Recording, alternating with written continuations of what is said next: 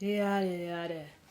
Star Platinum! Sup everyone, I'm your female otaku, and I'm here to do a full series review of JoJo's Bizarre Adventure Part 3, Stardust Crusaders. If you haven't seen Part 1, Part 2, which make up Season 1 of JoJo's Bizarre Adventure, then you should not watch this review.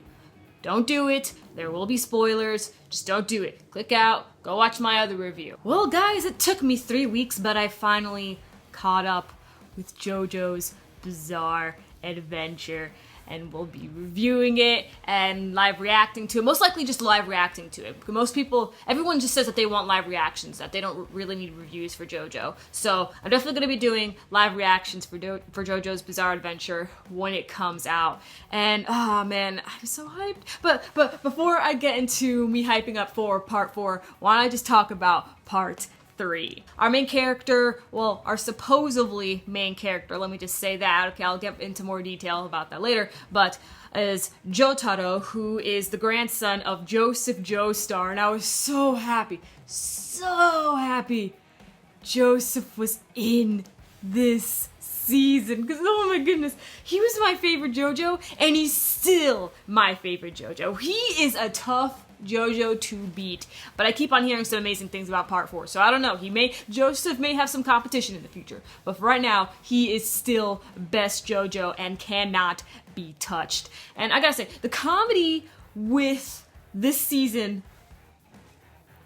like, it's the best. It's way funnier than Part 2. Part 1 I never really found too funny, so just wow, Part 3's comedy was unbelievably hilarious. I cannot tell you how many times I replayed scenes, how many times I had to pause the video because I was just laughing so much. Oh my goodness. The comedy is too much for me. Just with Joseph and his English. Oh, it's fantastic. Fantastic. He's like, oh my god! Best JoJo. Best JoJo. And with the rest of the cast, we have, besides Jotaro and Joseph, we also have Kakyoin, who is a classmate of Jotaro, and then we have Polnareff, who is a guy from France, and then later on, we get to meet Iggy the dog. Oh yeah, and we also have Avdol, which I really liked him as well. I was surprised that there wasn't really Hamon involved, because in the previous parts, Hamon was the main power, and you know, the Joestars, they did the fighting stuff. But this time, I was a little upset for the first arc. You know, the first arc being before they got to Egypt. So the second arc is Battle of Egypt. Instead of Hamon, these things called stands were being used. And stands was basically, like you could say, the familiar to the user. And not everyone can see a stand. And at first, I was a little upset with these stands because the characters themselves didn't fight. It was just their stand. So I was a little upset for a while. But then later on, I see that no, Joseph, Polnareff, and Kakyoin and Avdol, they actually did do some fighting themselves. So I was okay with it after a while. My main gripe with Part 3 was Jotaro. Mainly with the first arc. For the second arc, I did grow to like him, but for the first arc, I did not like him too much because he didn't do anything. He was supposed to be the main character, but he wasn't. Like, he barely did anything in the first 24 episodes. But then after Kakyoin left, you know, when he had to go to the hospital and his eyes got cut, then Jotaro started taking more of the spotlight. Then I got to see, whoa, this dude's totally awesome. I got to see more of how fantastic Star Platinum is as a stand. Best stand, Star Platinum. Oh my gosh, if I had to choose one stand, it would be Star Platinum. Jotaro is also very smart, so I really like that, but we didn't really get to see more of his character until the second arc. Really, who I thought actually turned out to be the main character was Polnareff. And that really annoyed me. I found his character to be extremely annoying. He took up the majority of the screen time. For honestly both, mainly the first arc, and then even still he took up a lot of screen time with the second arc. Polnareff kind of complained a lot. There was a lot of stories focused on him, and I really just wanted to learn more about Jotaro or the other members, like more about Avdol or maybe even Kakyoin, because I really like Kakyoin. He was a very good guy. But then Polnareff, he just irritated me to no end. But I'm not gonna lie, in the second arc, when I thought he was gonna die, I did catch the feels then. And I was kind of confused, because I was like, I don't understand. I was known to this character for so long. Why am I upset thinking that he's gonna die? So, there was that. Iggy! Oh, no. Iggy, I never cared for Iggy. I gotta be honest. Even when Iggy died, I did not care for Iggy. He was also very irritating. Stupid character. I have to be blunt with that. Okay, I really did not care for Iggy. However, I was really upset, really upset when Avdol and Kakyoin died. Kakyoin and Avdol did not deserve to die. However, they certainly did not die in vain, and so I'm just proud of that. Because I remember when I first thought Avdol was dead over in the first arc, I thought he just died, just like that. No noble death or anything, so I was like really upset. But then when he actually died, at least he died with dignity, and he helped out his friends in the process. Same with Kakyoin, so I was okay after that, but still, it really hurt me. The OST was really spot on. I really enjoyed it, and when it came to openings and endings, I like the first ending a lot, mainly because I knew what the first ending was, which was Walk Like an Egyptian by the Bangles, and it was just so funny, because I actually knew that song, so I was like, oh my gosh, no way! And I also, after a little while, I started to really like the second opening. Ora, ora, ora, ora!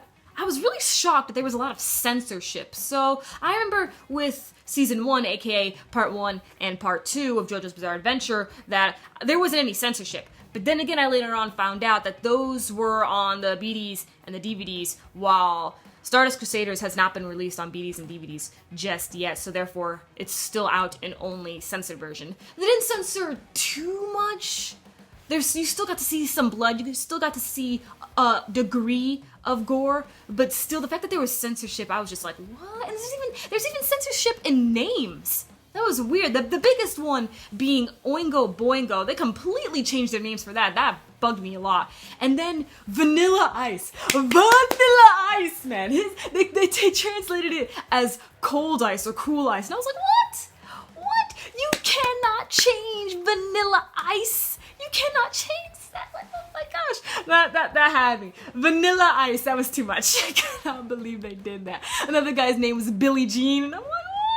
That was too cool, man. Another gripe that I had with Stardust Crusaders was how episodic it was. So that's what makes me like part 2 just a little bit more than part 3, because part 2 definitely had a story, when part 3, yes, they had their end goal, but still, it just took so long.